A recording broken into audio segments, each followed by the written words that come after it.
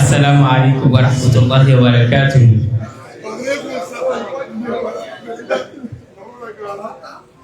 Ìgbàgbọ́ mi ni kí sálámù àwọn ti gbé gbogbo ẹ̀. Wọ́n wá rí bẹ́ẹ̀. A'udhu billahi minash shaitanir rajim.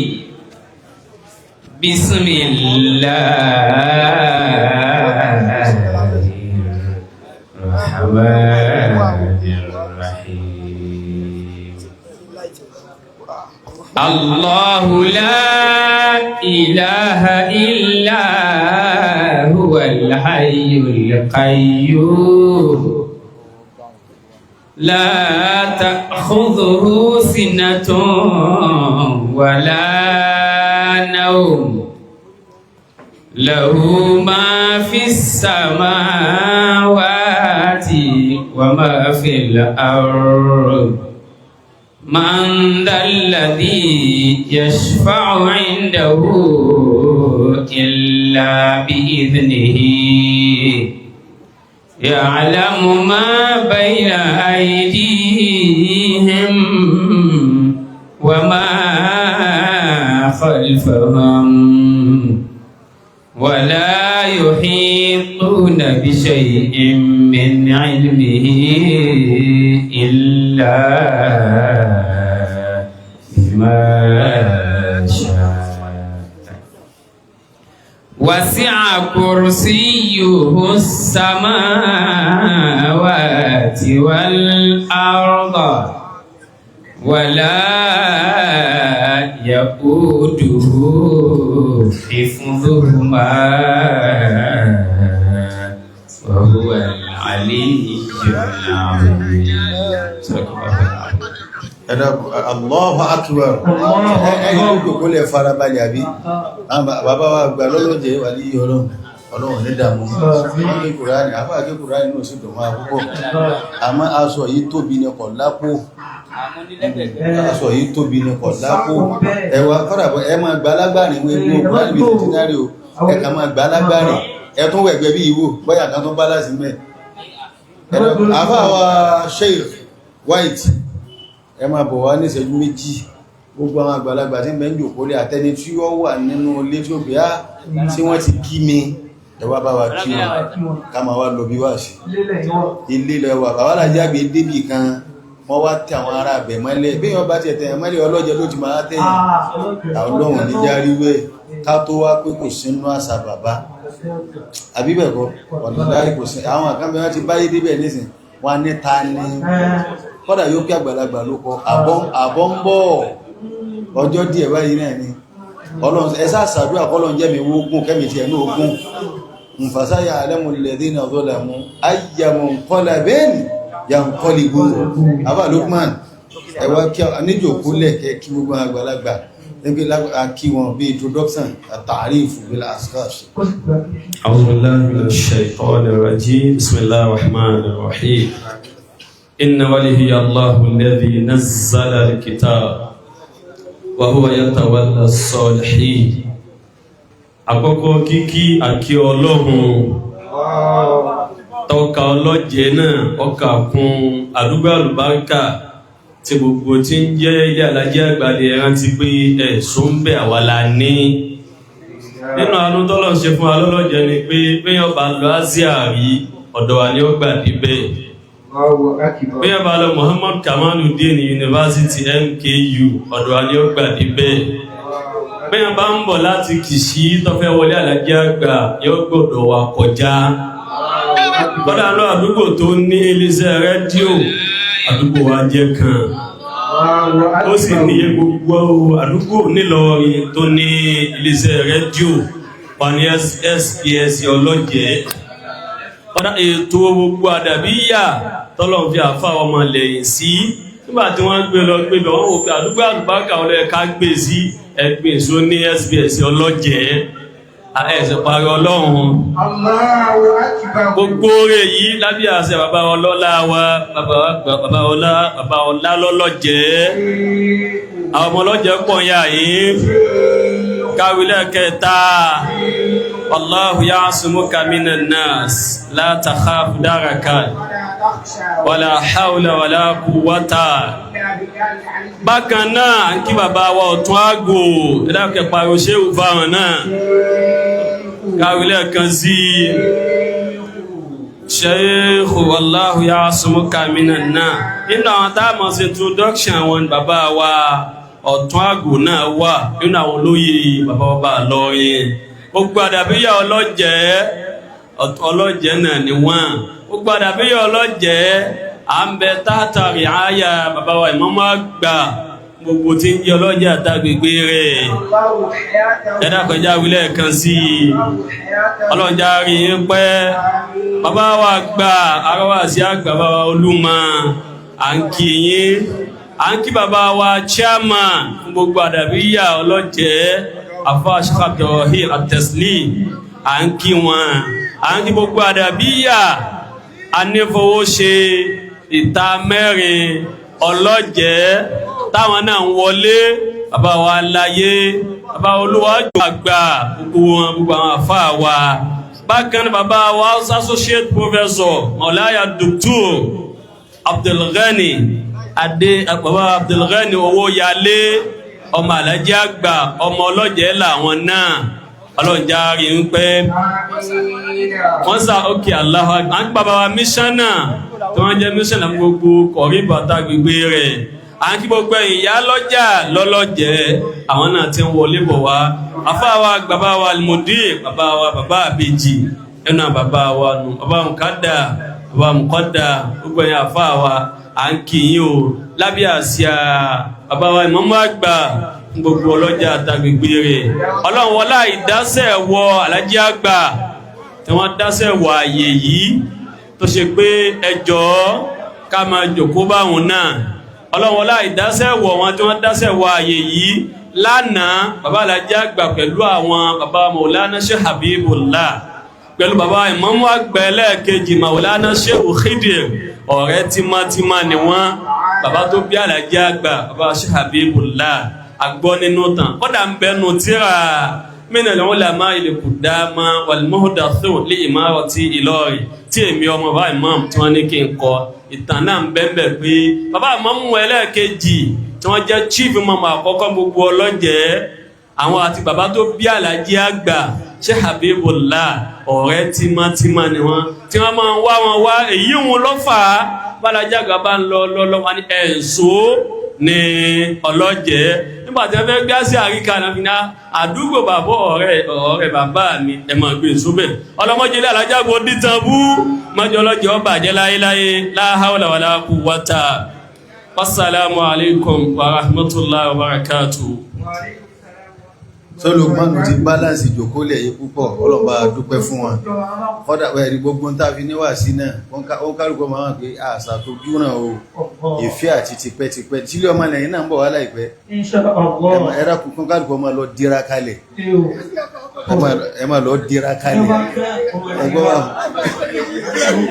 ẹ máa lọ ilé kí ń kalẹ̀ wá bọ̀ báyìí ayẹ́sẹ̀sẹ̀ gbó on first oṣù tí ń bọ̀ tá a fẹ́ mú yìí ni ọkọ̀ sí pégbà náà àti náwó oṣù tán o ẹ̀ẹ̀sẹ̀ gbówó oṣù ní ẹ̀dàkùn bọ́ bá rí bí ọlọ́run bá àṣà fún àwọn alẹ́sàn rẹ̀ à ń lọ síbi ọ̀rọ̀ ọlọ́run àwọn àfáwà rẹ̀ adábí àbáwá aláyé àti wọlé bàbá mùkádà olójú wọn ọlọ́run dákun sàjárí wọn pẹ́ níbi ọ̀rọ̀ ọlọ́run là ń lọ àbáwá dòkítọ̀ owó yalé aláníyàn dáadáa wọ́n fẹ́ràn àlàyé àgbàdépò pé kọ́dà tó lọ tráfù wọ́n sì tún gbé mọ́tò wá láì sọ pé ẹ̀rọ káwàmọ́ kí ń gbà náà fún wọn wọ́n sì tún bá gbé àwọn èèyàn dání pẹ̀lú ọgbọ́lọ́ ẹ̀ ní mú gàrí gbogbo tẹ́ǹsẹ̀ yìí èyí tá dájọ́ náà káàdì ti jáde àti rí kọ́dà lérí afẹ́fẹ́ tẹlifíṣàn gbogbo ẹ̀ ní tí ń káàkiri ìbànújẹ́ ò ní wọnú ẹ̀ bẹ́ẹ̀ ti ṣètò ọ̀hún tí gbogbo ayé mọ̀ tọ́rùn ọmọ ọ̀hún ayé náà ní kọ́lọ̀ ń jẹ́ ọmọ ọlọ́mọdé ọ̀rùn ọmọ o bọ́ọ̀rùn bá ti máa ní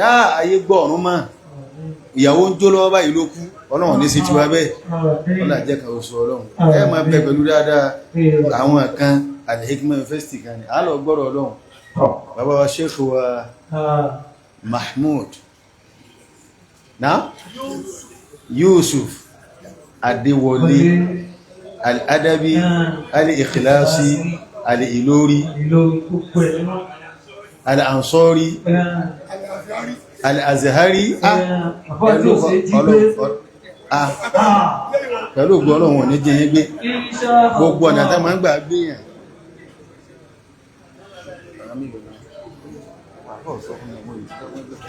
ẹ̀dàkùn àmà lọ́dọ̀ bàbá nísìn lábẹ́ Fatiha tàbí gbé mẹ́kì fún wọn àbáwọn náà ni secretary Ìlọrin West ti education ni o ti education ni o LGA Ìlọrin West gbogbo àwọn tí wọ́n jẹ́ àwọn tíjà wọ́n káwẹ́kù wá ń kí bàbá ẹ̀rọ̀kùtọ̀ ẹlọ́wọ́ jẹ máa fẹ́ dáadáa o bọ̀dá mi kan náà fẹ́ dead master láìpẹ́ yìí ẹgbọ́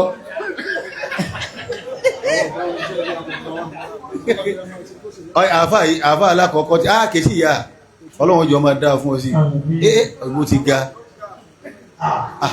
àìlè ìbí mẹ́rin bá níwà sí márùn-ún wọ́n ma jánẹ́sì lọ kọ́dà ìwọ̀n ní fún wọn lóúnjẹ àfá tí wọ́n kọ́ ma kọ̀sídà alákọ̀ọ́kọ́ ma bọ̀ báyìí sórí gbogbo pa fẹ́ kíyàn àti lárúbá àwọn kan bẹ̀rẹ̀ wọlé mo ti bọ́ sọ gbogbo ẹ̀ àfá yìí fẹ́ kọ̀ ó sì ti kí wa sí òkú sáàgbá bẹ́ ọya bẹ̀rẹ̀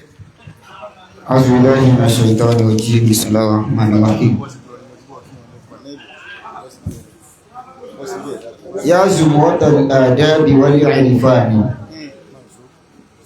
يا معدن الياقوت والمرجان يا منقذ الجهال عن قعر الغبا يا مرشد الإخوان والكلان يا بدر أرض الله في حلق الدجى للمخلوقات الناس والحيوان يا قبلة الله يا قبلة الله يا تاج الهدى يا نجم للأفكار والقمران يا زين كل الساكنين بجنبي فخرا بأنهم من الجيران إني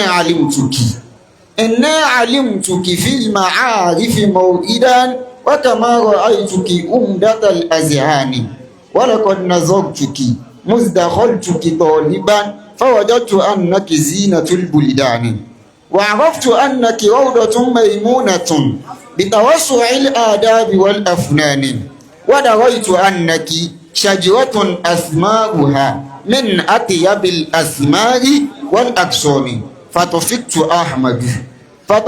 أحمد خالقي إذ دلني لمحلة يهدي بها الثقلان أثني عليك الله من أدبياتي يا راحم يا خالق الأكوان فلقد لقيت بزمرة الأدبيات عددا غفيرا من ذوي القرآن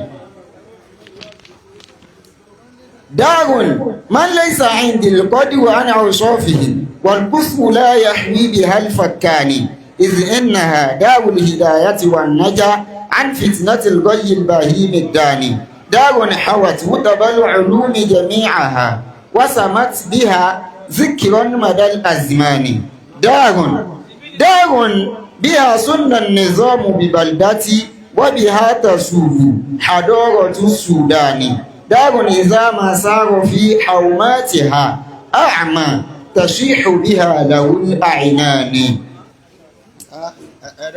mo fà náà bíbí ọ odidi tíra làfà gbé kalẹ̀ àmì yìí tàà fà fi parí ẹ̀ yìí dárùn ìdá máa sára fi hawmatiha àmà tàṣí ṣùgbì aláhùn àìnà ní ìtumà bí a sàbà olómi gbóná ní a bá sàwọ́sù tán lè rí ọba kíkùnrà ní ìtumà àfà nílé kan ní súnmọ́ra tó yẹ pẹ́ni tó bá jẹ́ afọ́jú tó bá kọjá ń bẹ̀ àbọ́ bá jòkó ń bẹ̀ yóò sì darí nà ó tó bẹ́ẹ̀ ni àyíbẹ̀kọ́ bàbá ìmáàmù wa mìírí bó ti afẹ́ ẹlẹ́ẹ̀kejì ẹ máa bọ̀ wá gbà mo ti bá yín kí àwọn àgbàlagbà sí jòkó ẹ kàn wọnú mo ti kí mo ti bá yín kí wọn.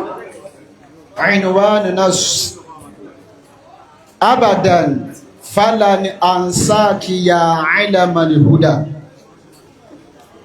أسند لزمرتنا العريقة جوهرا أسمع بذكراها الزمان مخبرا يا درة الأنوار نجمك طالع يا درة الأنوار نجمك طالع بسنائه في الجو كان منورا alibadiru minki wa yajtali bidiyaihi yazihu linadhiriha wa kana munawwira qad yablughu al-a'la sama'uki fi duna ma mithluha fil alamin fahal tara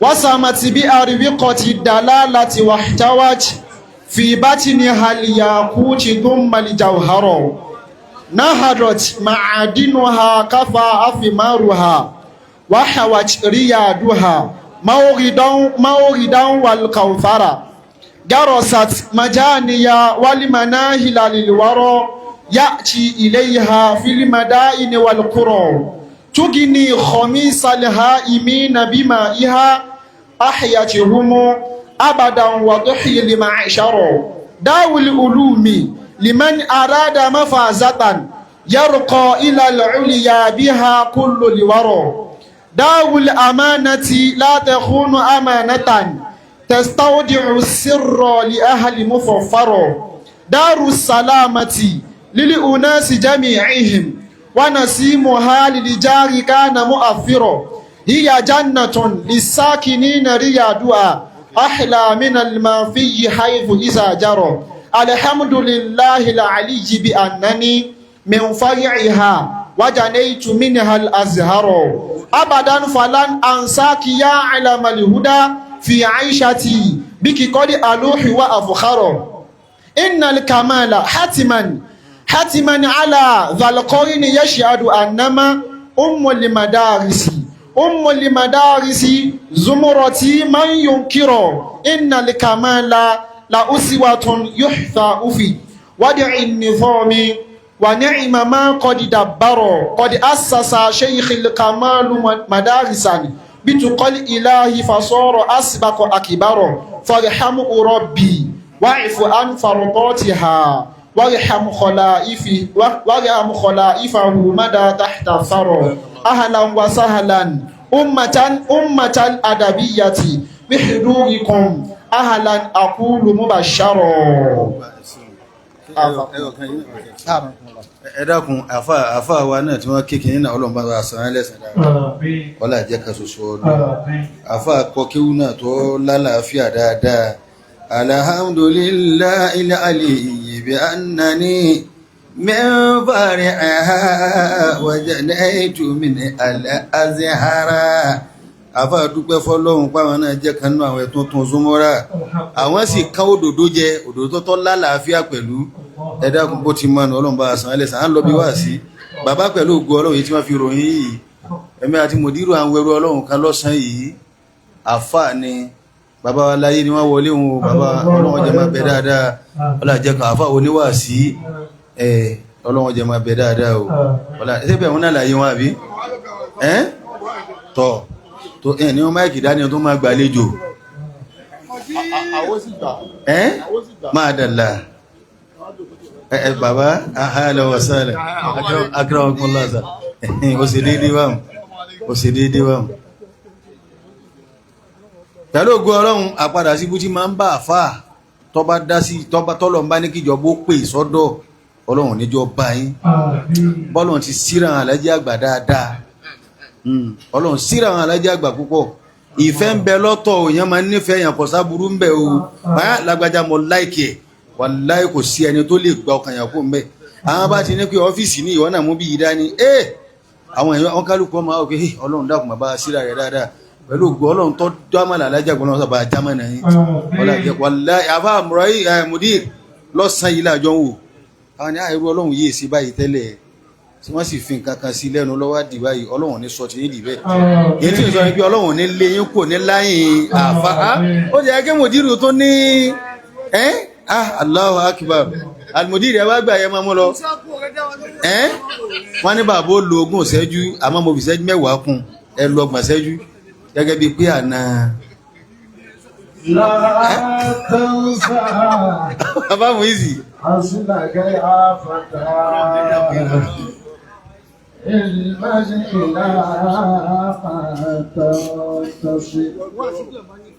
قل عنه يا ابن لا تخف للحاضر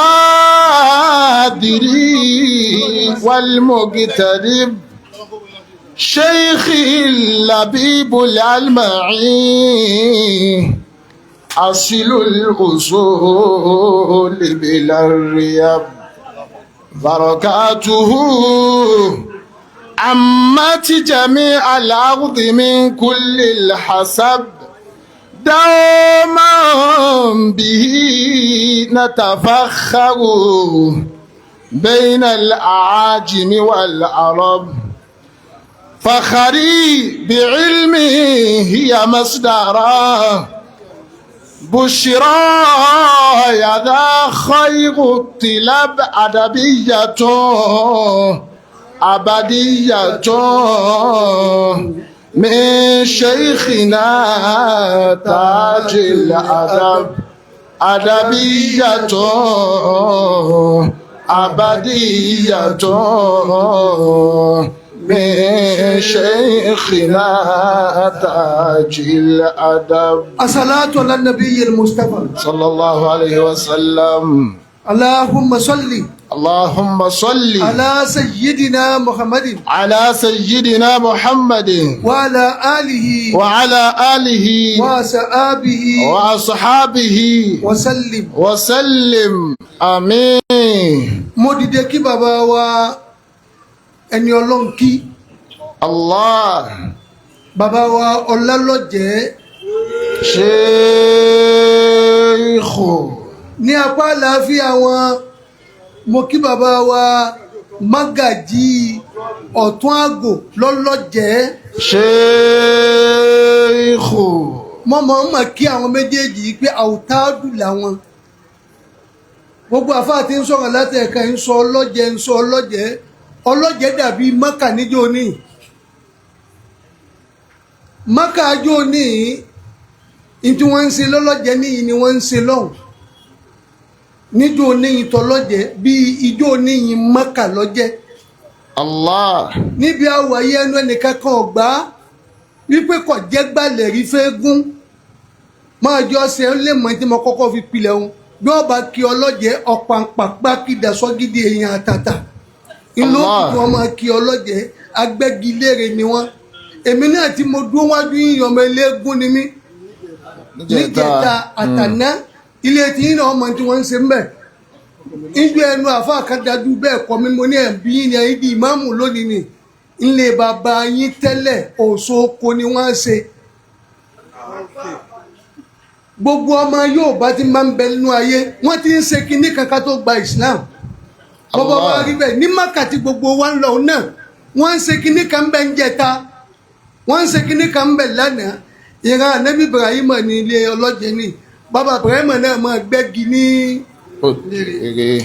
bọ́bọ́ wa rí bẹ́ẹ̀ àdúgbò tó báláǹsì lẹ́sìn ni ní a máa ń sọ àná wa fún ẹ 1979 tá ń tẹ̀lé bàbá Òkútagídí kí àwọn àánú ọmọ tí ń tẹ̀lé wọn ẹwọ̀ yín ẹkọ́ jáde ẹwọ̀ yín ẹkọ́ jáde ilé tiwọn náà tó kó jáde òun náà wọ́n kó kinní kan jáde mẹ́jọ ní gbogbo wa ìsìláàmù padà gbà lọ́wọ́ wa ọ̀sọ̀ wa di mùsùlùmí lọ́mọdé apàdà díẹ̀ mọ́ àpadà sí ibú àpadà sí ìgbà àtàìdá ọlọ́mọdé ọtọ́ sí wa mọ́ àwọn bàbá tó wá ṣe mutaqaddimin al-awa'il lójú ọ̀nà Islam lọ́lọ́jẹ́ ní engineer níjọ́ tó dúdú náà níjọ́ tó ta ló lè ṣe níjọ́ ta ló lè ṣe Allah.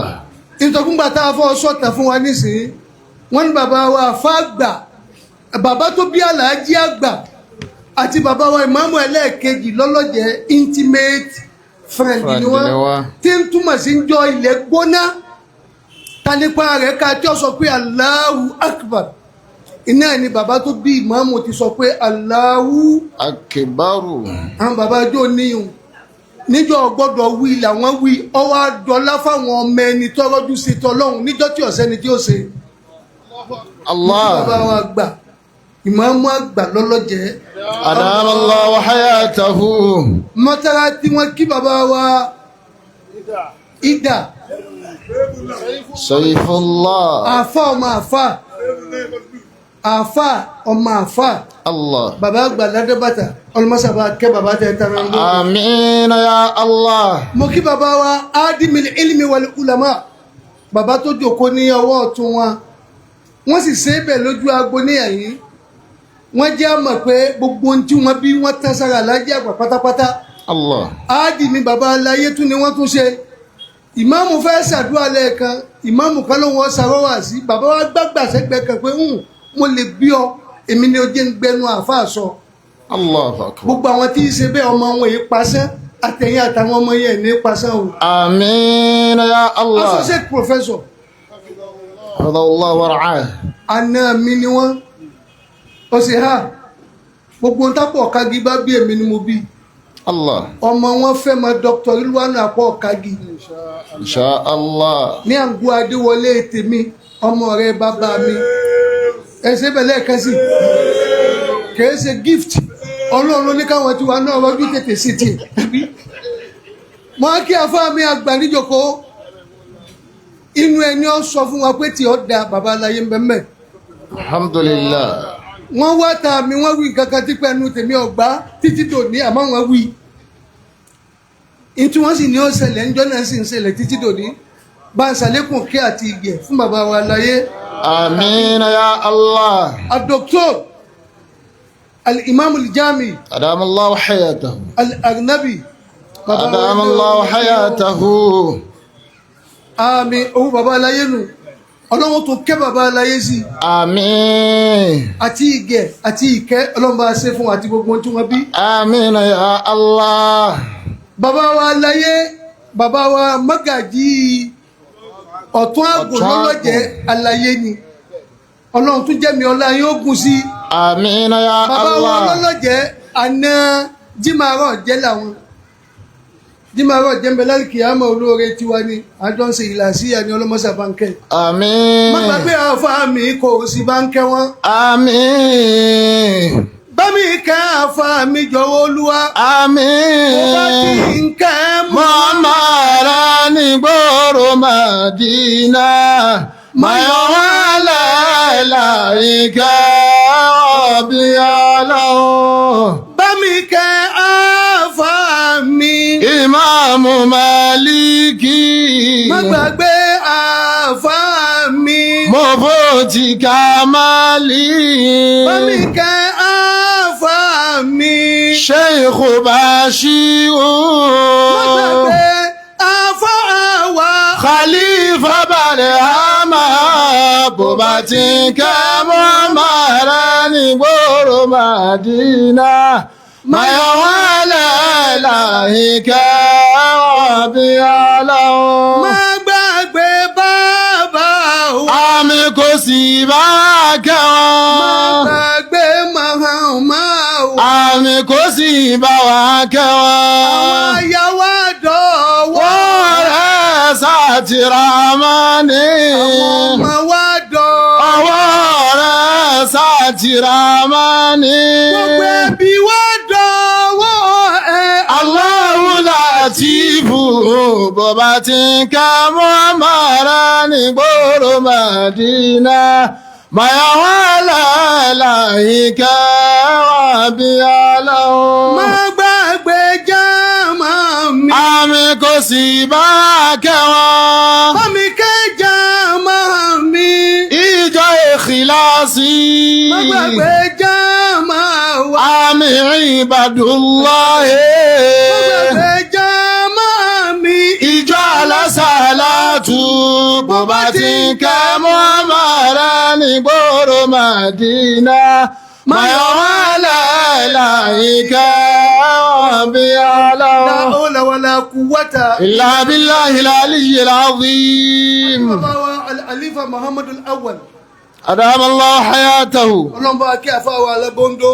Àmín. wájú dá lẹ́yìn òfin bàjẹ́ látọ̀dọ̀ dókítọ̀ àti gbogbo àwọn àdábì yìí èèkàn lìsánù ṣe bàbá wa ládàbàtà oníkun kéwú àti Allah gbogbo àwọn hayatahu. àfa àtàjòkó ń bẹ̀rù ìṣe láyọ̀ kí ni mo wá padà sọ́dọ̀ àná àfa wa àgbà gbogbo àwọn ọmọ kí wọ́n dàbí àtà ń bẹ ní ìtúnbẹ́ni kejì tóun náà tún ṣe pé àfa wa ló fi ṣèyàwó tó ju ọmọ lẹ́yìn lọ دام الله حياته ọkọ àfáà wa nù آناكم الله gbogbo wa kì í o ọmọ lẹ́yìn fi yún sí ní ọ gbogbo wa ọlọ́wọ́ di ẹ̀la odò já آمين يا الله ẹ̀yọ̀ bá nabi Muhammad صلى الله عليه وسلم. mo bí àfáà wa al-imam apana ipe wá sí tẹ́ gbé fún mi kí ni topic ó níbi ọlọ́mbárẹ́ làákàyè mi wá sí tí ọba wá ní topic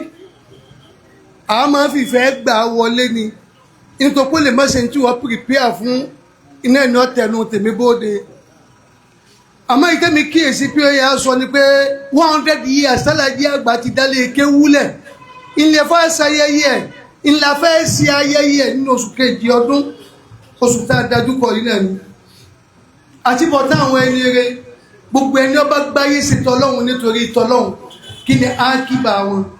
الله Al-Qur'an sọ fún Ànábì Muhammad صلى الله عليه وسلم. gbogbo àwọn tó tètè dọ́jà àtàwọn tó kún wọn nẹ́jà níjọ́ òní àtàwọn tó tẹ̀lé wọn títí dòní kí lọ́lọ́run pàtí bọ̀tá wọn. أعوذ بالله من الشيطان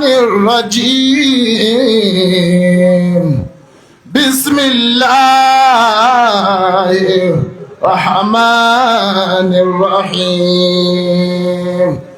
والسابقون الأولون من المهاجرين والأنصار والذين اتبعوهم بإحسان رضي الله عنهم ورضوا عنه وأعد لهم جنات تجري تحتها الأنهار خالدين فيها أبدا ذلك الفوز العظيم. gbogbo wa ló ń kéwú àwọn tó fi tú ilé yàtọ̀ sí tèmi àmọ́ bá ń gbọ́ yé Ọlọ́run sọ fún Ànábì Muhammad والسابقون الأولون. ó ní gbogbo àwọn ẹni ìṣáájú ẹ̀dàpọ̀ ẹ̀jẹ̀ ń kí ẹnìkan tó ṣe pé gbogbo ilé wọn ni ẹ máa fi kẹ́ wọn ṣètò Ọlọ́run àmọ́ òun ní tiwájú nínú gbogbo wọn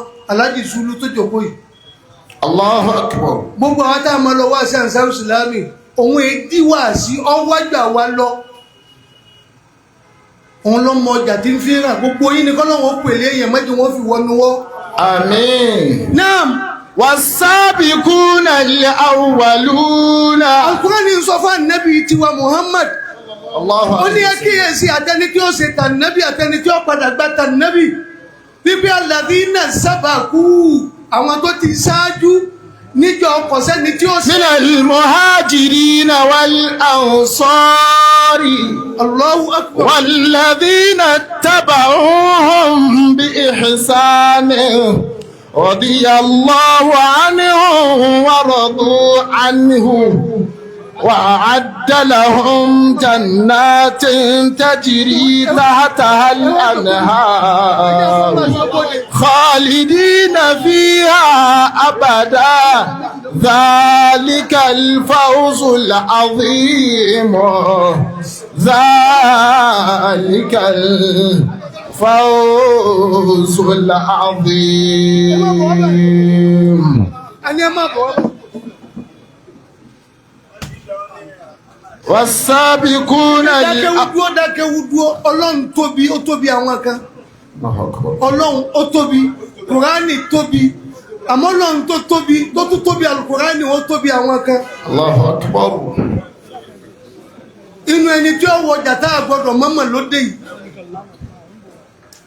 ẹ̀yọ́ bá débi fún ọmọ. أدام الله حياته. Please let's settle. Ó ti tó. Ó tún kù kan. أدام الله حياته. Ó tún kù kan. Ó tún kù kan.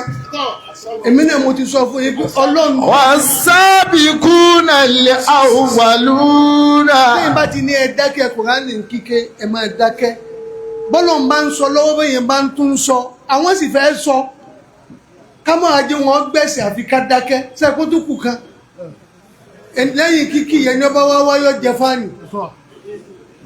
I am a trained and qualified teacher. Mo lè mọ kódà tó ò ní sẹ kọ́bọ̀ tí ń sì dojú tì ọ́. Wọ́n kọ́ wa ń bi method of teaching. Bàbá wa rí bẹ́ẹ̀, a kí àfáà wa tí Ọlọ́run kí. Ẹni Ọlọ́run sàlẹ́sà. Bẹ́ẹ̀ bá lọ́wọ́ fọ́ọ̀rọ̀ tó kọ olú ẹ̀ náà kábùkù. Àánú Ọlọ́run ilẹ̀ àfáà wa rí gbàdé bí wọ́n dé yìí. Nígbà yẹn bá di ìmáàmù Jamiu gbogbo ilẹ̀ lọ́rí ni. Lẹ́nu ojú oníyùn gàdí dé ní dùdùn. Ọlọ́run bá àfáà wa ṣe. Àmín. National mission ẹ̀ wa bẹ́yìn náà ṣe. Àmín ya Allah. Oṣù kátó mọ̀ lẹ́yìn tí wọn ò ní ìwà tí ìmáàmù ní ìwà. Níjọ wọn yẹn ìmáàmù títí dò ní tẹ́ bá bí wọn ọrùn ti sẹ́ wọ̀ wọn. Àmọ́ Ọlọ́run tó lẹ́rù mọ́sà bá wọn gbé o. Àmín. Ọlọ́run bẹ́yìn náà gbé ti yín o. Àmín ya Ọba Allah. ṣe kélé tí wọ́n gbé fún wa náà Ọlọ́run bá wa náà gbé. Àmín. Ọlọ́run yá sọ̀ láyọ̀. Àmín ya Allah. Àmín. Àmín. Naam. والسابقون الأولون. Al-Qur'ani sọ fún Ànábì. Ọlọ́run ẹni ìṣáájú lákọ̀ọ́kọ́ dọ́jà lákọ̀ọ́kọ́ gba ti ẹni. من المهاجرين والأنصار. Nínú àwọn tó ṣe hijira tẹ̀lé Ànábì kó Mákà lọ Mádínà àti àwọn Ansari tí wọ́n gba Ànábì lálejò. والذين اتبعوهم بإحسان. Níbi ó ti wá kàn lájí àgbànú, níbi ó ti kàn wọ́n, níbi ó ti kẹ̀mí nù. Àwọn tó tẹ̀lé wọn, ó ti sọ pé sabiquna al-awwalun. Àwọn ni ti Mákà, àwọn ti Mádínà. Àtàwọn tó wá tẹ̀lé rú gbèsè wọn. بإحسان. Níbi wọn ní ìsìláàmù dé, àwọn bàbá tó bí ìmáàmù ọlọ́jẹ tètè dọ́jà. Ìjọsí Tajul Adabi dé, tí Ìlọrin ń pè wọ́n lóko tí èsì tiẹ̀. Aláàjì Àgbárí pé èèmọ̀ ni. Bàbá sì súré gba ti bàbá wa Tajul Adabi, ó di ti bàbá dò ní dọ́là. Gbogbo ẹni ó bá lè fi dáadáa tẹ̀lé àwọn ẹni Ọlọ́run, kò ní í paṣẹ láyé. الله. Àlìkíyámọ̀ tún máa dá dúró dè wọ́n. رضي الله عنهم ورضوا عنه. Ọlọ́run ní radiyallahu anhu, àwọn Ọlọ́run yọ́nú sí wọn. Waradu anhu, àwọn náà tó wá yọ́nú sí ní tá a fi sì yọ́nú fún wọn. Why communicating? Ọlọ́run yọ́nú sí wọn. Àwọn gangan tá a yọ́nú sí wọn, tá a fi yọ́nú sí wọn. Àwọn náà yọ́nú sí ipé tèmi lọ dá báyìí. Tẹ́lẹ̀jẹ́ àgbò tó kú ò láyé, ìlú ti fi òní hàn wọ́n الله. láti àná lójú ayé wọn. Kètí ìpìtìdá ibẹ̀ àwọn ìkọ́kọ́ dalẹ̀, wọ́n ń sàn kéwù kan lọ. Tẹ́bá ó késẹ̀ tí wọ́n kan tí wọ́n ń play fún wa. Bàbá ilé ẹ̀gá dìde sí wọn sọ̀rọ̀ jẹ́jẹ́ létí báyìí. Bàbá wa ní hùn, àwọn wọ̀nyí kàkọ́kọ́, àwọn àfáà Musa Alómi Mátà, àfáà wa Idris Apọ̀ Kagi, àwọn kàkọ́kọ́. Ìtumọ̀ sí pé ń jọ kẹ̀sí ní ìsọ̀mí àwọn kájí kọ́kọ́ kẹ̀kẹ́. Níbi ètò pilẹ̀, àwọn tá a wí ilé wa ń pè ní àkọ́kọ́ ni àtàwọn tó tẹ̀lé wọn, àtàwọn tó tẹ̀lé wọn. Inú tó tẹ̀lé wọn làwọn náà wà. رضي الله عنهم ورضوا عنه. Wọ́n ṣe ìbtìdáyí, wọ́n ṣe ìdádí, wọ́n ṣe tánáwì. Lójú wọn ni yunifásitì pilẹ̀. Wọ́n lọ tẹ́kọ́. Ibi yẹn sì dálé ẹ̀kọ́ lẹ̀ láyé táwa wà yìí. Kò sí èyí tó tún ságbà yunifásitì. Dìpátímẹ́ǹtì ni wọ́n máa fẹjú. Bàbá ti gbẹ́kọ̀ọ́ lọ́wọ́ láti ìbtìdáyí, which is primary school, junior secondary school, senior secondary school, university. University wọn ẹ̀ka lẹ́ẹ̀mọ̀ wá ní ìwé tẹ́ẹ̀bẹ̀ kéwù pín bẹ́ẹ̀. Mo sọ fún àwọn akẹ́ńjọ ọmọ ọlọ́kẹ́rò tí mo dé, mo ní Mákà àti Mádínà, ìní Mákà ìní Sàwúdí ní tó fi lè sakọ sí ayé. Àmọ́ bí wọ́n bí mímọ̀ sí, tí wọ́n sì sìnkú ẹ̀ sí Egypt lọ́wọ́. Mo sọ fún àfọ ayára pé láàbẹ̀ ìkúnlẹ̀ hóstẹ́ẹ̀lì wọ́n báyìí lọ́kẹ̀jọ́ ó mọ̀ wá kùn wọ́n sì gbogbo àwọn lẹ́yìn náà ti ṣe fẹ́ mọ́ àwọn ọmọ ẹ̀ wọn gbọ́dọ̀ máa odidi Al-Qur'ani wọ́n mọ̀ wá lọ wọ́n mọ̀ bọ̀ nígbà bá tún jítọ̀ wọn pa àbó lè ní àṣekèso lè ń hákéwù ni. رضي الله عنهم ورضوا عنه. radiyallahu anhu wa radu anhu. Ọba tó sí bàbá Aláàjì Àgbà mọ́bẹ̀ tó sì pé gbogbo ń tọ́bọ̀ wá kọjá lára Aláàjì Àgbà láyé with sincerity. Tábà àwọn òbí ìsáni lówó onítẹ̀lé wọn lásẹ́kọ̀ọ́ ó tẹ̀lé wọn pẹ̀lú dùnnú, ó tẹ̀lé wọn pẹ̀lú àníyàn dáadáa, ó tẹ̀lé wọn pẹ̀lú àsìkí títí ẹ ọwọ́ náà sí títí wọn kọjá wọn ó lè dọjà òní pasán lẹ́yìn tó yí àwa gbogbo mútakọ́dì mìíràn àwáì tó sin àlẹ́ájí àgbà with sincerity ọlọ́run ò jẹ́ nìkan kan wọ́n pàdánù ilé aláyé wọ́n pọ̀ mbẹ̀ lọ́lé apọ̀ ọ̀kági tí wọ́n ń bẹ mbẹ̀ lọ́lé alómátà tí wọ́n ń bẹ mbẹ̀ lọ́lé gold tí wọ́n ń bẹ mbẹ̀ lọ́lé bàbá wa ibi sálà arúsálà kálukú ló ní ìtàn àdùnnúdòní ìtọ́bí ní pé tábà ohun bí ìsà رضي الله عنهم ورضوا عنه وأعد لهم جنات. ayé wọn dá lójú yẹ́rì pé tí wọ́n dá ọdún tó wá ní mo sàlìkáwà ní kalẹ̀ dẹ̀ wọ́n o àlìjánnà onídẹ̀rọ̀ jẹ́ tiwọn táàtà تجري تحتها الأنهار. àlìjánnà tí wọ́n wọ irú ilé tí wọ́n máa gbé láyé ní àlìjánnà tó ń wọ̀ nílò òde máa bọ̀. خالدين tàjírí mi ń tàjí àrùn òní máa lọ ọ̀tá lè pọn mi bí máa ṣe ń da fún yẹn bọ̀ là á kọ́lé là máa pọn mi ń ta bọ́rọ̀ yẹn bá yanjú tán níbi odò kó náà ló ti máa bu omi àwọn kan fà títí wọ́n fà sí pálọ̀ wọ́n fà sí tọ́lẹ̀tì ìkẹ́ni wọ́n tó ti ń fi rọ́bọ̀tù ìsáàfù yẹn lómi sáàfù yẹn ló ń jẹ lónìí náà. تجري تحتها الأنهار خالدين فيها أبدا وما بينو كي لو بيرون يكون بما ذلك الفوز العظيم. tí a máa gbé yẹn jẹ́rẹ̀ tí ò ní sọ́ọ̀tì inú tó tóbi lérè jíjẹ tó gbójú àlọ́jà tó tà irú àwọn tó bá fi ayé wọn ṣètò ọlọ́run táti bọ̀ tí wọ́n wá dùn tó dá bíi tàlájí àgbà ẹwà àwọn mẹ́ta tí wọ́n fún láti jò ní ọlọ́run sí wọ́n lọ sí ọmọ ni ọ̀sìn ọmọ bọ́ bá bù sómi yóò ṣe wì fílẹ̀ ń ṣẹ́jú mẹ́jọ yóò tún ṣe sin kò ní sí mbẹ̀ mọ́ àmọ́jà tó bá ṣe pé lọ́n lọ́dà òun ẹ̀ ṣe bùlà àwọn first set second set third set kódà wá sí ó kékeré tí ń kún bí yídì lónìí tí ń kún bí jímọ̀ lónìí níjọ wọn dalẹ̀ bẹ́ǹsì ilé kéwúlà máa tó máa fi gbọ́. kẹjẹ ń sọ nǹkan kan wọ́n yín ní 1991 táwa fẹ́ parí ní Azhar Sharif bàbá Alhaji àgbà wa wọ́n kọ́ wa ní kéwú ọ̀sẹ̀ méjì gbáko wọ́n ní èyí tí ń wá tẹ́lẹ̀ ìlà rẹ̀ ní máa wá àmọ́ mo fẹ́ fọ̀sẹ̀ méjì ilẹ̀ fẹ́yìn náà tápọ̀ ọ̀kági bá ń pè mọ́ kọ́ òun kéwú ẹ̀yin náà mọ̀ pé bàbá kọ́ wa náà ń kéwú wọ́n wá ní ká dúó pàtàkì ẹ̀gzámù tán àwọn àkàn dúó àwọn àkàn ò dúó àwọn tá a wá dúó ojoojúmọ́ bàbá wa di ìjọ kan àfijọ́ jímọ̀ ní wọ́n ní bí àpàdé àwọn ní Ògidì the last day táwọn àtúká bẹ́ẹ̀ tí màbí wàásù kékeré ṣe máa kú tó ń jò ní inú o gbogbo bí tá a máa tẹ́ ní sí tá a máa gun àlífà mọ́lẹ̀ lónìí pẹ̀lú ọ̀pọ̀ èèyàn níjọ́ tá a wí àtàlàǹgà ni bí ẹ bá wá ń ṣe wáàsí bàbá wa níta ló nímọ̀ràn tí ó gba Jama'atul Ansar Islam gbogbo àwọn yòókù mi wá ṣe ánàkúnlá èmi bá náwó nítorí pé mi ti kàwé mẹ́wàá kémi tó lọlé kéwú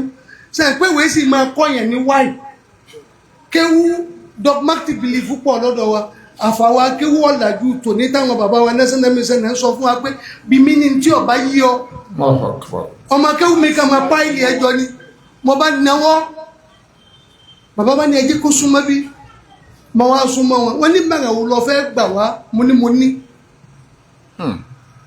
àwọn èèyàn dákẹ́ lọ gbá pé omi fẹ́ wo pé nǹkan ó ṣe mí lónìí kó ètò di májúmọ́ ohun èmi ti máa ń tí ó ṣe mí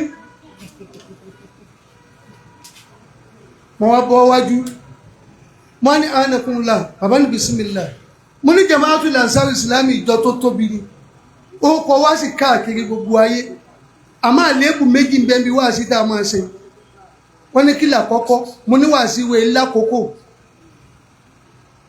aka máa ṣe lọ mọ́gíríbì ẹgbà èèyàn mi lé wọn ẹlẹ́lẹ̀ kejì mo ní tá a bá ń ṣe wá sí lọ tí wọ́n bá múná lọ wọ́n wá gbé fólífò bàbá wo ojú agbo wá ẹ wàá mú wáyà kan wáyà ẹ fi gún bátìrì mọ́tò ní yí ni wọ́n máa fi ṣiṣẹ́ mo ní wọ́n yóò bá ojú mu àwọn àgbẹ̀lẹ̀gbà wọn ṣe hàn bàbá wa wò wọn lójú pé ṣe wo ṣe máa ń tọ́mọ yìí ń sọ fún yín wọ́n ní súnmọ́ wọn ní barakallahu fi. Allahu akbar. Wallahi ó ṣiṣẹ́ èmi gan mọ̀ pé ó ṣiṣẹ́ kó gbọ́n máa wò mí èmi náà mọ̀ pọ̀ dáhùn. Alhamdulillah. Ọba tó ṣe àánú àfáà wa débẹ̀ tí wọ́n tún fàyè gbà sọ sí àfáà mi fàyè gbà sọ sí ó ṣe é kọ̀dà ẹ̀kẹ́ mọ̀ sí ẹ̀nàkúnmù láì ní bàbá tí wọ́n wá kọ́ wa ń kéwú ó tún fún ààyè sọ sí gbà wá. In 1991 to date ọtọ́dún mélòó sóni 35 years ago ọlọ́run sàlékùn kí á ti gẹ̀ fún bàbá wa. Ala inna awliya Allahi la khawfun alayhim wa lahum yahzanun. 1991 35 years. In 1984 òun ni 42 years nígbà wọn la parí ìwé mẹ́wàá nígbà wọn pe ìmọ̀ọ́mọ́ àgbà lọ́mọ 42 years mo lọ́dún táwa kàwé mẹ́wàá tẹ́nu àmọ́ náà ti sọ wọ́n di bàbá wa lónìí kọ́dọ̀ ọba bí wọ́n bàbá wa wọ́n ti di bàbá gbogbo wa bẹ́ẹ̀ bá yanu ẹ̀ gbàm tí ó pè wọ́n bọ́lọ̀ ti pè wọ́n ẹnu olúwo sì wọ́ ọba tó di ẹrù fún wọn tọrùn wọ̀ wọ́n ọlọ́run bá wọn sọ ọ́ sí dùnú nígbà wọn ṣàwá sí dùnú o ọlọ́pàá àfa àti wa ní wọn èédú mọ́tò owó àmọ́yàn lọ́wọ́ ẹnìkan bí mi bí rédíò láìpẹ́ yìí pé ẹ̀yin lọ́rẹ̀ fún wa ní ìmáàmù má nídìí ọlájẹ ìmáàmù mo ní ìràwọ̀ ni wọ́n tó ń bíbí ọwọ́ aṣọ pé mo mọ̀ pé Yorùbá níjọ wọ́n ti ń jẹ́ láyé wọ́n jẹ́ nù ọ̀rọ̀ àti ẹ̀rí láyé lọ́nà. èyí ṣe tí fìsí rẹ̀ tiẹ̀ wá pọ̀. gbogbo bí wọ́n bá ti yàn án láyé Fúlàní náà ní ọ̀jẹ́ ilé bàbá àti èyí ṣe kan Fúlàní tèmi náà ṣe fi wọ́n lẹ̀ ń jọ bá yá wọn wọ́n mọ ẹni ọba wù wọ́n wá fún wa ẹni wọ́n mú wá fún wa yọ lọ́jọ́ pé wa o. àmín ó ti dàdúrà báwọn. salamu kawlan. mẹ́rin abẹ́rẹ́ rahim mc ti wà lẹ́yìn fún. wasalaamu alaykum. wa rahmatulahi. wa barakatuh. Allahu akbar. Allahu akbar. wá sí tó tutù. Allahu akbar. ẹ sì ní Allahu akbar. Allahu akbar. ọlọ́run bá dúpẹ́ fún bàbá wa Sheikh Mahmood Yusuf Adéwọlé Khadamallahu khayata. al-Ikhlasi al-Adabi al-Ansari al-Azhari al-Ilori. ọlọ́run jẹ́ máa bẹ dáadáa. Àmín. Bọ́lọ̀t ọlọ́jẹ́ wọ́n ní ká tó fi kún ọ pé ọlọ́jẹ́ náà tún ní bàbá wa ES wà níyẹ ọlọ́run àdúrà tí mo ṣe lẹ́ẹ̀kan ọlọ́run kọ́ mọ́ sàjọ́ gbà fún yín ọlọ́run mọ́ yọ yín kọ́ mọ́ yọ ẹnu yín lọ́rọ̀ kọ́ mọ́ wàá yọ ẹ̀yin náà kò nú ayé àmọ́ ọlọ́run dákun àfàánú rẹ̀ bí ọ ọlọ́run mọ́ yọ yín kò ní jọ aláàfáà àlọ́nà ọmọ yọ yín ká àdúrà àti dàníyàn ọ̀rọ̀ ń bẹ́ ń díẹ̀ àmọ́ kìí sọ̀rọ̀ bí tàbá pàdé níjọ́ mẹ́sàn-án níjọ́ ẹ máa dira kalẹ̀ on first oṣù tí ń bọ̀ nílé ọmọ ilẹ̀ yìí kó kálukú ọmọ lọ dira tẹ́ bá sí àwọn kò sì sí gbẹ́ngà náà àti gba sálárì ọ ẹ̀sẹ̀ gbowó oṣù ni ẹ ti gbọ́ báyìí ẹ bá bájọba sọ̀rọ̀ ẹ̀dàkùn torí ọlọ́run àdúrà táàmọ́dé máa àfá àti ẹmbá sí wà àrùn kálùkù balẹ̀ wọn kálùkù ti mú tí ẹ̀ ọlọ́run dákùn mọ́sàbá sanwọ́ lẹ́sàn ẹ̀dàkùn lẹ́ẹ̀mẹ́ta táàmọ́ sí fáwọn fún wà sí àfàkùmọ̀lọ́ àfàkùmọ̀lọ́ àfàkùmọ̀lọ́ ẹ̀rí bàbá àdúrà bí àwọn dáhùn tó dálẹ̀ gbogbo ẹni ọba lè kàyàn láyà bàbá sì yí fún àyọ́kà òun náà inna a'tainaka bismillahir rahmanir rahim إنا أعطيناك الكوثر فصل لربك وانحر إن شانئك هو الأبتر bàbá nẹ́sẹ̀nà mẹ́sànà wọ́n ti wọlé sígbà tí wà sí bẹ̀rẹ̀ lẹ́ẹ̀kan ọlọ́run kọ́ dákun àfàánù rẹ̀ bí ọ́ ọlọ́run ògbòn tí ó ṣẹlẹ̀ sí bàbá nẹ́sẹ̀nà mẹ́sànà tá kárí wọnú ọlọ́mọjọ́ sí wọ́n àwọn tó wà lẹ́yìn bísí gbogbo tí ó sì wọ́n táwà kárí wọnú kí ọlọ́run kí tó lè lé ọ̀dá mẹ́jọ sí wọ́n gbogbo tí ó sì wọ́n tí ó máa ní pẹ́tọ̀ ẹ̀mọ́ tẹ́tẹ́ ti dáǹsárù bóòlẹ̀ tó gbọ́n parẹ̀ ọlọ́run dákun mẹ́jọ ṣẹlẹ̀ sí wọn ẹ̀dákun kí wọ́n ló ṣe wọ́n ọlọ́run dákun mẹ́jọ gbọ́n pa yín o ọlọ́run mẹ́jọ ṣẹlẹ̀ sí yín o àtẹ̀yìn àti lérí àwọn ọmọ kéwú àti lérí àwọn ọmọ ọlá níyàn ilé gbogbo ń kálukú wa ọlọ́run mọ́sàdí orí bẹ́ẹ̀ ẹ̀dákun jàmáà la haula mẹ́ta ni ẹjá dájọ fún bàbá kọlọ̀ kọ́ dákun kọjọ́ kọjáre àfàánú rẹ̀ bẹ́ ẹgbẹ́ bí rẹ̀ bá ẹgbẹ́ bí ẹ̀bí sẹ́gbẹ̀ẹ́ bí bàbá torí owó kọ́ o láyọ̀ ọlọ́run rá níyàn mi ọlọ́run rá níyàn mi o ọlọ́run rá níyàn mi o ẹgbẹ́ bí ilẹ̀ bí sí ẹ dákun torí ọlọ́run ká ṣe láhàúlà mẹ́ta náà ẹni tó bá mọ yìí èèyàn yóò mọ̀ pàbí kéèyàn má pàdánù bàbá ìmáàmù torí ọlọ́run kẹsì gbà tọ́lọ̀ ní ó dì báwọn náà àjẹ́pà níyàn mẹ́ta sádù àti mo fẹ́ ṣe ọlọ́run kó jọ kó jàre ọlọ́run mẹ́jà wá yín tí o ọlọ́run mẹ́jà wá yín tí o ó ń kálukú lọ́lọ́fíìsì tiẹ̀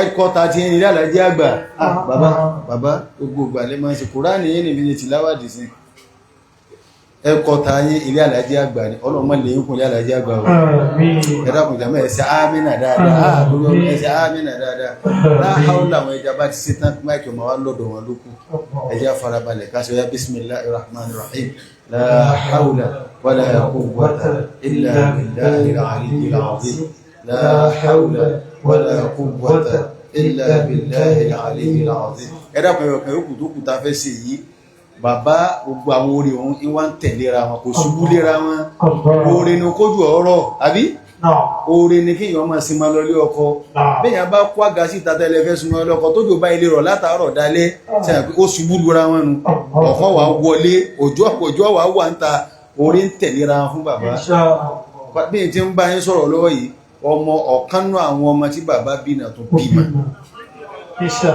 wòye àná ń bẹ lábújá àárọ̀ ilé mi náà jíde méjì ni ẹ̀sìdé máa kankan yọ kan lẹ́dẹ̀ ọ̀hún ètí ìdébẹ̀ ohun ọ̀hún náà tó bímọ àfàkùnmọ̀lọ́ gbogbo ẹ̀wà balance ọlọ́run dákun má jẹ́ kí bànújẹ́ wá tẹ̀lé ra fún wala la hawla illa billahi al-aliyyil à ń lọ́dọ̀ bàbá aláàdínàbí bàbá dòktór àfà àdáfíìlá àkùnrin náà láti fẹ́ ní ṣe bàbá tún fẹ́ kákún sí inú ẹjá tún wà lábí bismillahir rahmanir rahim la hawla wala quwwata illa billahil aliyyil azim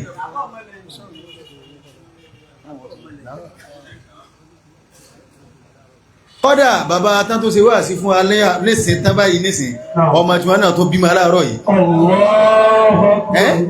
ọ̀sẹ̀ yìí ni a bóòlẹ́gbò ní a máa kí bàbá ọlọ́mọ ẹ̀yìn tó jẹ́ grandpa ní sáàtù wá pé ẹkú ọwọ́ ní owó mọ́gbà ààrẹ̀kùnlá àfáà lówó rẹ̀ أبدية من شيخنا تاج الهدف ẹbá fólẹ̀ abadiyatun bàbá alisanu sheikh bàbá mọ̀jú olókòrò sheikh abdulmumin àmì àfàmù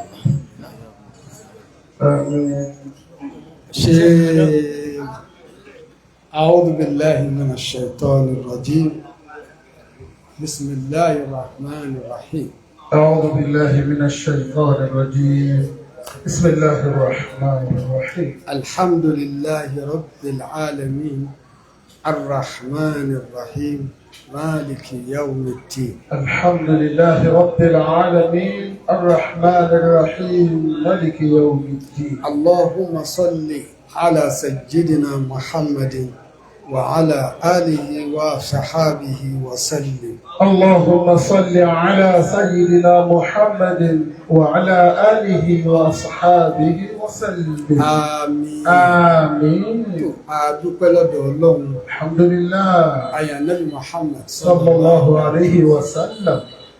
ìjókòó wa tèmi níwájú bàbá wa Ọlálọ́lọ́jẹ́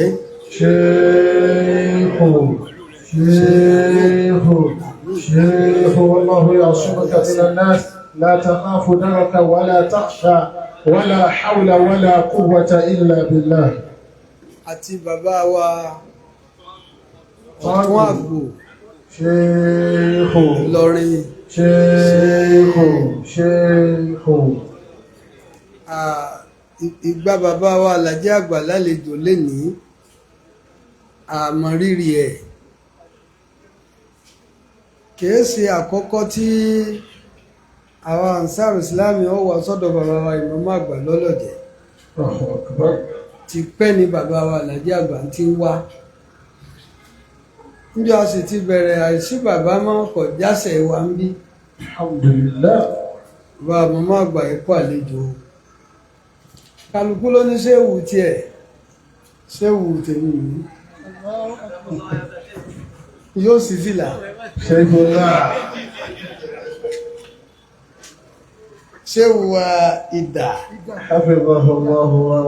wọ́n ti ń bẹ láàrẹ́ náà Tìjàní àti pẹ́ alhamdulillah nínú àwọn akìbárù Tìjàní yìí náà ni wọ́n ẹ̀ṣẹ́ o tọ́lọ̀wọ̀n sì bà wọ́n jẹ́ àfáà wa àgbà ẹ̀ṣẹ́ púpọ̀ lọ́wọ́ ma bá wa khadimul ilmi wal ulama bẹ́ẹ̀ ni bárúkọ̀lá àṣáájú ẹ̀dá ọmọ wọn dáadáa hayyakumullah ìyẹn dáadáa ni wọ́n ẹ̀ ní dìbàjẹ́ láíláí khadimul ilmi bàbá dọ́kítọ́rù wa Owóyalé ẹkùnrin láti Mọ́kà associate professor associate professor o ṣeun kò sí centenary wáàsí kan tá a ṣe tí wọn ní àtẹ àfìgbà tí wọn ò bá sí nílùú ẹ ṣé o ẹ̀yin àwọn àgbàlagbà tẹ̀ ń túnṣe náà ò ní bàjẹ́ o.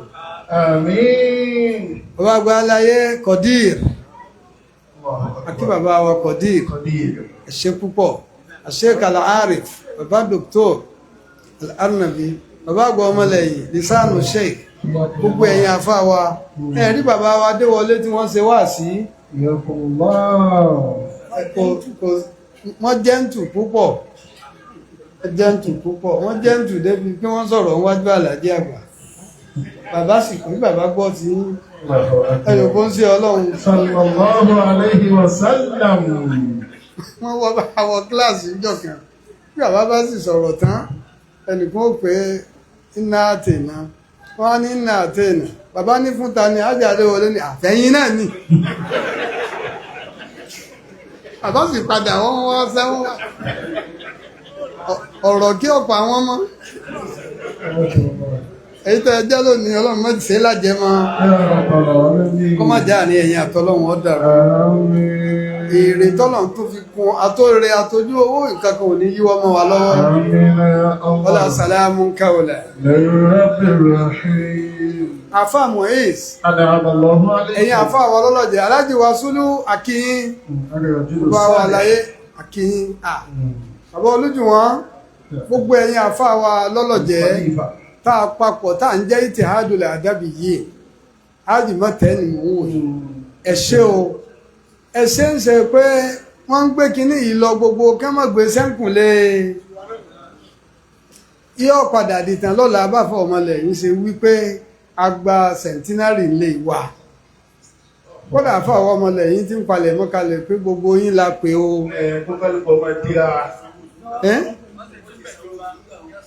wọ́n ní wọ́n ti sanwó oṣù àdúpẹ́ lọ́dọ̀ Ọlọ́run Ọlọ́run ṣe Sàlájì àgbà ní ìṣọ́ Ọlọ́run ń bẹ lára bàbá púpọ̀ a ní nǹkan kan tá a lè fàáfà wa wéjú ká pé bí àfà tó kí ànábì Muhammad ó ní mahutun bihifuzillahi fi kul bàbá bóńdó mahutun bihifuzillahi fi kulli hayatin bẹ́ẹ̀ni mahutun bihifuzillahi fi kulli hayatin àfà kan ní kí ànábì Muhammad mahutun bihifuzillahi fi kulli hayatin báwọn mahutun bihifuzillahi fi kulli hayatin mahutun bihifuzillahi fi kulli hayatin. bí ẹ bá ṣe sọ Ọlọ́run tí ń bẹ lára Àlàjí àgbà níbi ọ̀rọ̀ dé tílẹ̀ dòrì ká gbogbo wa dé lẹ́yìn ikú bàbá wọ́n fẹ́ pé ta ní Jàdàbíyà nílé náwó ẹ̀wòjú àfàgbà ti lọ àfàgbà jáde ńlẹ̀ yìí ni níjáde yányán àmọ́ wọn tán lé àfàgbà wa lọ lo gbogbo ayé tí wọ́n lò ní ìdálẹ̀ kódà bàbá fúnra wọn náà wọ́n lò ó pẹ̀lú wọn dálẹ̀ gbogbo ọmọ kéwù yòówù àbí àáfàá yòówù tí ń bá ń kọ́mọ pẹ̀lú ìrìláàsì yóò lójú yóò lẹ́yìn náà ni gbogbo wa yìí nìsín mo fọkùn fún wa lọ́rùn pé àgbọ́dọ̀ mọ́ wá àgbọ́dọ̀ mọ́ gbà wá sí bàbá wa bẹ̀rẹ̀ kéwú kọ́mọ ní 1926 làwọn ń bá àbí ní wọ́n ní 2026 lọ́dún yìí là ń wá ń ṣe adúpẹ́ là ń ṣe àṣẹ ayọ̀ adúpẹ́ pé ọ̀sẹ̀ bàbá kù ó ṣẹ́ṣẹ́ wọn kù di 100 ọdún àwa bẹ̀rẹ̀ láti sìn gbogbo lẹ́tà wa ń lọ pátá àdélé ẹni tí èyí sọmọ kéwú ọ̀sẹ́ni tó rí sọ fún wa pé ibi ẹ bá mọ̀ládé ni ẹ gbé gbẹjọdé ṣẹlẹ̀ kò síbi támọ̀lá Aláàjì Àgbà òde ìlàlá wọn ò wá tún gbẹjọ òun lọ bá wọn ní ẹ máa gbẹjọ bọ̀ wá iná làwa gbẹjọ lọ́jẹ̀ lé akí àáfàá bàbá wa Sheikh Abondo hafizahullah gbogbo tí ń jẹ́ àáfàá pátá láyé kò sẹ́ni tàlàjì Àgbà bá sí ní ẹ bá jòkó ti bàbá wa Aláàjì Àgbà bàbá wa Abondo àáfàá wọn mọ sọ̀rọ̀ míì tí ò ní yé èèyàn mọ́ ká tó wá ké bàbá wo níwàásí àgbáyé ká pé bàbá wa Àgbà Lágòdì adúpẹ́ o fún gbogbo tí ń jọ́lọ́jẹ́ látòkè délẹ̀ pẹ́ gba bàbá wa Aláàjì Àgbà lálejò àlùbáríkọ̀ọ́lá àṣáájú ẹ̀dá ìyá yín tí ń jẹ́ èèyàn yín tí ń jẹ́ lùúre tẹ́lẹ̀ ìbànújẹ́ ò ní wọnú ẹ̀. àmín. àfa Muiz anamọlọhọ àmọ́ kọ́ kalẹ̀ náà ni yakunlọ. à ń sàkàràmà àfa àgbàjọ bàbá ló sì wí fáyé kò wá rọrùn láti gbà yẹn gbọ́ kò rọrùn láti gbà fún yàn torí kí ni Ọlọ́run ní ẹ mọ̀ tọwọ́ bọ àwọn tó ti lọ òun tílíkà ummatun bismillah.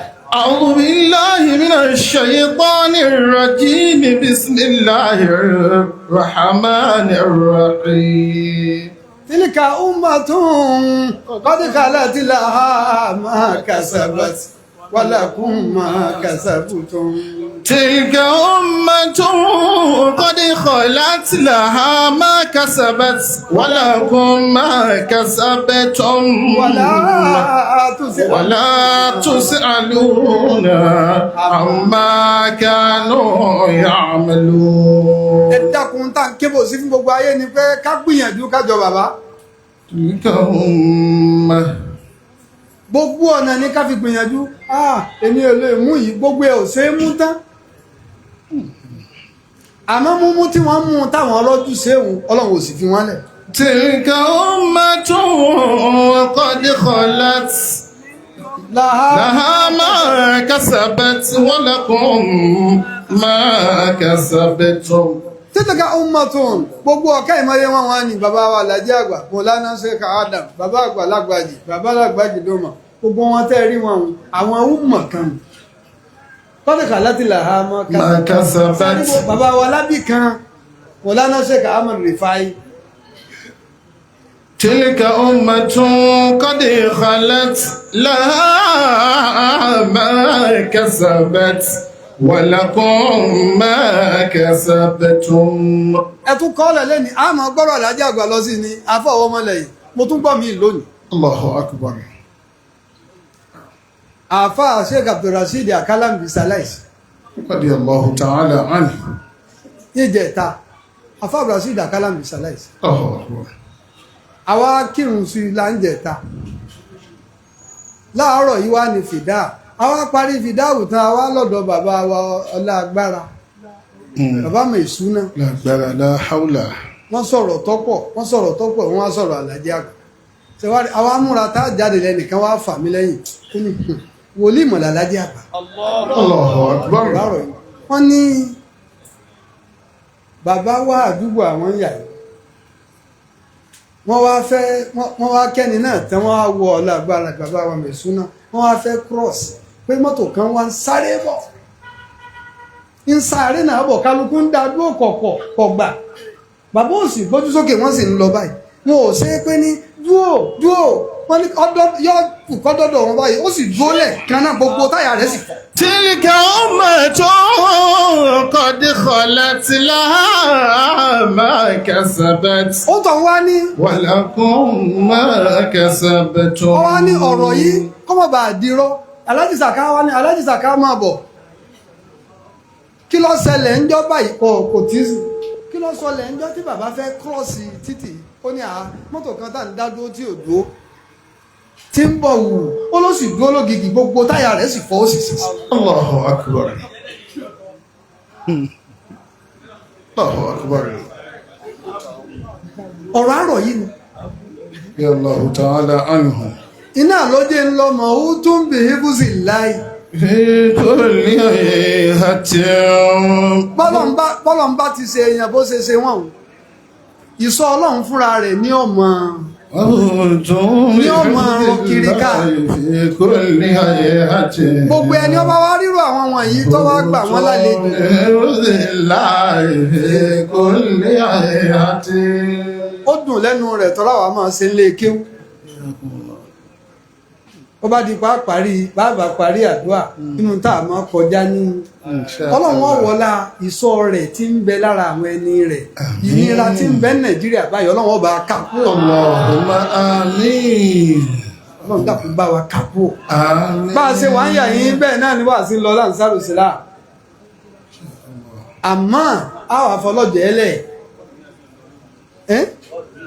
bọ́ọ̀lù náà sì ń lọ lógidi fún sẹ̀ńtínárì yìí náà a wà á fi ọlọ́jẹ́ ẹlẹ̀ ká mọ̀ wá nígbà tẹ́ ẹ gbà wá lálejò ọlọ́wọ́ bàbá àgbà yín lálejò Allahumma afọ́wọ́ ọmọlẹ́yìn ẹ̀yin náà lẹ́ẹ̀mọ bọ ṣiṣẹ́ náà ẹ̀yin náà lẹ́ẹ̀mọ bọ ẹ máa lọ sọ́dọ̀ bàbá wa àgbà ní ọlọ́jẹ́ abẹ́ni wọ́n bá fi bá wá sẹ́rán báyìí bí ṣe máa rí òun tọ̀ bísímìlà. ṣímìlà. Allahu akbar ọlọ́mbà sàn àbálẹ́sàn rí ọlá mahutun bí hifzillahi kulli hay'ati mahutun bí hifzillahi kulli hay'ati. Adé ọ̀rọ̀ bàbá àwọn àgbàtọ̀ máa dàlà máìkì ni ó sì bá láàrín chairman ẹ lákẹwà pẹ̀lú mi tọrọ náà bàbá wa ìmáàmù àgbà ọlọ́jẹ́ tí wọ́n jẹ́ bàbá fún gbogbo àwa tá a jẹ́ ọmọ alájí àgbà lọ́lọ́jẹ́ wọ́n ní kí á kí àwọn àgbàlagbà púpọ̀ gẹ́gẹ́ bí bàbá wa yára ti tú wálẹ̀ àtàlejò bàbá àgbà àmọ́ wọn náà fẹ́ jẹ́ àlùbáríkà bàbá ni láti kóra wa jọ pé tọ̀ káà náà sáàsì bá ṣe lágbára mọ́ gbégbégbé mọ́jú wọn gbé sẹ́ǹkùnlé wa ẹ wà ní bínú a sì mọ̀ pé bàbá ò ní bínú gbogbo jẹ̀mọ́ wa pátápátá bá ṣe lágbára mọ́ bàbá wa àwọn afá wa tí wọ́n ṣe wá sí wọ́n pa àwọn kí àwọn aláàjì wa Musa Sulu bí ẹ̀nà tí wọ́n ti ṣe nu inú ẹni tó jẹ́jọ́ kó yóò ṣe é ṣe aláàjì Musa Sulu mẹ́mbẹ́ àwa ti fẹ́ kágara aláàjì Musa Sulu ní ìjà kágara lápapọ̀ wa wọ́n ní 500,000. Allahu akbar. 520,000 chairman ti gbẹ̀ fún yáyì bàbá ìmáàmù wa ní kí ń jẹ́ bẹ́ẹ̀ àwọn tó fi 20,000 kún ọjẹ́ 540 bí tí wọ́n ń sọ̀rọ̀ báyìí nísìnyí olólùfẹ́ bàbá ìmáàmù kan àwọn aláàjì wa bàbá wa ìdá wọ́n láwọn fi 500 yìí sí olólùfẹ́ bàbá ìmáàmù àgbà kan aláàjì wa bàbá alápá wọ́n ní níjòkó yìí bí ọba ìmáàmù ṣe wí ní àwọn sọ̀pọ̀tì ọba ìmáàmù pẹ̀lú 10,000 naira aláàjì bàbá alápá owó náà rèé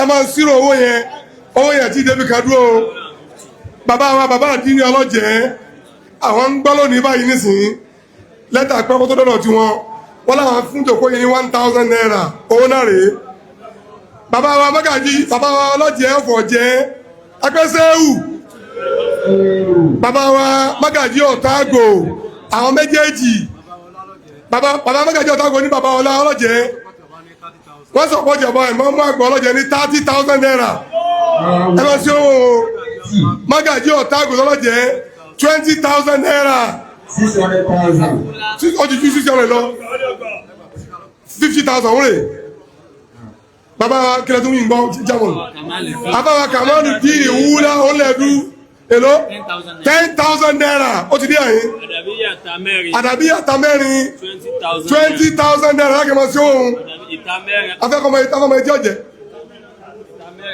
ìta mẹ́rin ànífowóṣe 20,000 naira gbogbo àwọn ìmáàmù ọlọ́jẹ̀ wọ́n náà pàdé àfá àwọn bàbá wa ìmáàmù àgbà pẹ̀lú owó 10,000 naira òun náà rèé afábìlì wáyé ọgọdú ọmọ àbọ̀ alájẹ́ àgbà nù afábìlì wáyé ọgọdú 5,000 naira ọmọ àbọ̀ alájẹ́ àgbà ní Allahu Akbar mọ̀lẹ́wọ́n náà dẹ́dúró alájì wa Yunus alájì Yunus lẹ́gbà ẹwà kí alájẹ́ àgbà ẹwà kí ọmọ alájì Yunus lẹ́gbà bàbá wa director ss nù ìsìn lásọ fún wọn alájì Yunus lẹ́gbà afáyé di gbogbo 1,000 naira alájì Yunus lẹ́gbà ń kí bàbá wa alájì Yunus lẹ́gbà ń kí director ss nù àárọ̀ yìí wọ́n gbọ́rọ̀ yìí àárọ̀ yìí wọ́n gbọ́ prógámù yìí a sì mọ̀ báwọn náà dá sí Masha alájì kí ni kí àná sì ló kọ yín wọ́n ní alájì lẹ́gbà ẹ̀bẹ̀ bọ̀ 500,000 ó wá ti àdàbí ọlọ́jẹ́ ọdúnpẹ́ fọlọ́run ìtumọ̀ fẹ́ ṣẹlẹ̀ 500,000 alájì lẹ́gbà ní màpá àtibú ò ní jábọ́ láéláé ọlọ́run ajé àgbà kẹ́kọ̀ọ́ oníṣẹ́mí rẹ̀ 500,000 ó wá ti gbé mílíọ̀nù mo dúpẹ́ fọlọ́run ó ti lé mílíọ̀nù báwọn afábìlì wáyé ọgọ̀dú 5,000 ti wọlé ẹ̀rẹ́kùnrin lọ́wọ́ oúnjẹ alájì fọlọ́nsọ Mustapha Imamu ẹ̀lò 5,000 naira òun náà rẹ̀ ẹ̀rẹ́kẹjọ́ owó pé o alájì Yunus lẹ́gbàá 500 tani Allahu Akbar ọmọ àbá Imamu àgbà ájì àrọ̀ fíyá Imamu àgbà ọlọ́jẹ́ 5,000 naira tí ẹ̀rẹ́ rẹ̀ Yunus àlẹ́gbà ní mọ̀pọ̀ àti gbẹ́lẹ́ ẹ̀sìn kọ́dùn ní bá ọlọ́sọ yìí ìwọ̀n pẹ́ sọ́wọ́ yóò pín mílíọ̀nù wọ́n ní àfáà tẹ́ tí wá sí 20,000 kọ́mọ bá lọlé àfáà tẹ̀mínú 20,000 kọ́mọ bá lọlé ní mọ̀pọ̀ àti gbẹ́lẹ́ ọlọ́run jọ jábọ́ láéláé ọlọ́run jágbà àwọn yọlọ́ Haji Musa ẹ má bá ń sí lọ ó sì dùn mí nínú báyìí Haji Musa chairman committee yìí Haji Musa òun lọ́kọ́ bá dùn wá ní pẹ̀lú 100,000 tàbí kówó yìí Yunus àlẹ́gbà òní màpá àti wẹ́rẹ́ mo ní sọ́wọ́ yóò wà ní pé mílíọ̀nù èmi ọ̀gá mi sì náà oṣù mi tán o ti wá lé chairman èrò tó ní Haji Abdul Mutalibi tẹ́sí 20,000 naira owó náà rẹ̀ ẹ dákun owó òun ti lọ. ilé kéwù Madrasatu Jami'ul Anwar lábẹ́ àṣẹ ọmọ àwọn ẹni ọlọ́run 5,000 naira ìpamọ́ white. Jami'ul Anwar Islamic propagation 5,000 naira ẹsẹ̀ ilé kéwù Nurul Adabiya ilé tẹ́sí tẹ́ǹjẹ́ mùdírù wọn 5,000 naira Allahu Akbar inú mi dùn Haji Musa ọlọ́run ṣe ẹ̀tún mú wa Haji Musa máa dúpẹ́ nítorí wí lọ́sẹ̀ Haji Musa láwọn fọláyè ìtọrọ ní bàbá wí ọmọ àwọn kọ̀sìtẹ́ ẹ̀rú dáwí ọmọ alájí àgbà gẹ́gẹ́ Haji Musa Sulu nínú ìjọ tí wọ́n fi mílíọ̀n lẹ́ẹ̀fẹ́ ní alẹ́ Adábì ọlọ́run kẹ̀mí náà mọ́ wọn. aláwọ̀ ọkọ̀ owó wọn ọlọ́run ají àgbà tó bá ní ẹni tí ọ̀nà ni òun lọ́kọ̀ 400,000 sẹ̀rẹ̀ wọ́n lọ́wọ́ ó tún ní 20,000 kún 20,000 kún Haji Musa ò ní jábọ́ láéláé nǹkan kan oníṣẹ́mí rẹ fún wa tí ọba yàtọ̀ fún ọyọ́ máa dá sí ni àti kàmílíọ̀n ọdúpẹ́ sáwọn ní kàmílíọ̀n ọlọ́jẹ́ ni Haji àbálàpá mo ti jíṣẹ́ wọn 10,000 naira àwọn mo jíṣẹ́ sì kejì bàbá ìmọ̀mọ́ ẹgbẹ́ ọlọ́jẹ́ mo ti kó nàkalẹ̀ 10,000 naira Haji bàbá alápá mo ti jíṣẹ́ náà mo ti jẹ́ bàbá mágàjì ó lẹ́ẹ̀dú 1,000 naira mo ti jẹun náà ìmọ̀lọ́kù sí chairman adúpẹ́ kí máa dàbẹ́ mọ̀ sọ fún yìí agbárakọ́kàlá wọ́n ni gbogbo ẹni torí ọlọ́run ṣe tọ́lọ́run ọlọ́mọ́sà ṣe tiwa náà gbogbo ẹni torí ọlọ́run ṣe tọ́lọ́run ọlọ́run sí wọn mọ́ al-muhajirina wal ansar wattabi'u bi ihsan lu ánìhùn gẹ́bí ìdáwílẹ̀ kan ọlọ́mọ́sà sí wọn mọ́ bẹ́ẹ̀ Suratul Fatiha Bismillahir Rahmanir Rahim alhamdulillahi rabbil alamin arrahmanir rahim maliki yawmiddin iyyaka na'budu wa iyyaka nasta'in ihdina siratal mustaqim siratal ladhina an'amta alayhim ghayril maghdubi alayhim waladdallin àmín. ẹ̀rọ ọlọ́run tó fún bàbá wọn wá sí òrìlọ́wọ́ àfáàdúrà Alhaji wa Yunus Dr. Yunus lẹ́gbàá ọlọ́jẹ́ ọmọ àbá ọlọ́jẹ́ ni òun nu ọlọ́run nu iṣẹ́ máa mú yẹn ní ṣe ọlọ́mọ mú náà la hawla wala quwwata illa billahi al-ali subhana rabbika rabbil izzati amma yasifun wa salamun ala al-mursalin walhamdulillahi rabbil alamin. ẹ dákun àdúrà parí yọ tẹnu bàbá wa Dr. Elehoro wọn represent bàbá wa Alhaji àgbà ẹ dákun ó ti rí ètò ní alájà wa bàbá ọlọ́run ní ẹ dákun ẹ jẹ́ ké Suratul Fatiha oríire ńláńlá tá a ṣe. Haji Abdulfatai Asaro àbí 5,000 naira ó nana ó tún kó ó náírà kúrò náà. oríire tá a ṣe lára bàbá wa Alhaji àgbà ọlọ́njọ́ kalẹ̀ kó kalẹ̀ ọlọ́njọ́ sàn kó gùn délé àwọn ọmọ wa àtàrọ ọmọdọ́mọ wa gbogbo ọjà bàbá wa Alhaji àgbà àfàgbà ọlọ́mọdé ọbàjẹ́ láéláé àbárikọ́lá nàbí lọ́dọ̀ ọlọ́run gbogbo ọlọ́jẹ́ lápapọ̀ àti gbogbo àwa tí ọlọ́run fi sasọ bóra fúnra wa ká fi gbàlejò oríire yìí ibi tó rí wá dé dúró lónìí ọlọ́mọdé ó débẹ̀ takú sí wà ilal amam al-Fatiha bismillahir rahmanir rahim alhamdulillahi rabbil alamin arrahmanir rahim maliki yawmiddin iyyaka na'budu wa iyyaka nasta'in اهدنا الصراط المستقيم صراط الذين أنعمت عليهم غير المغضوب عليهم ولا الضالين آمين. الصلاة على النبي الكريم.